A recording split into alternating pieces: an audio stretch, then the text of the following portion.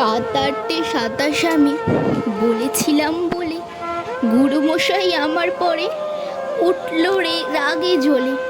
মাগো, তুমি 5 পয়সায় এবার রথের দিনে সেই যে রঙিন পুতুলখানি আপনি দিলে কিনে, খাতার নিচে ছিল ঢাকা, দেখালে এক ছেলে। গুরুমশাই রেগে মেগে ভেঙে দিলেন ফেলে। বললেন, তোর দিন রাত্রির কেবল যত খেলা, একটুও তোর মন বসে না পড়াশোনার বেলা।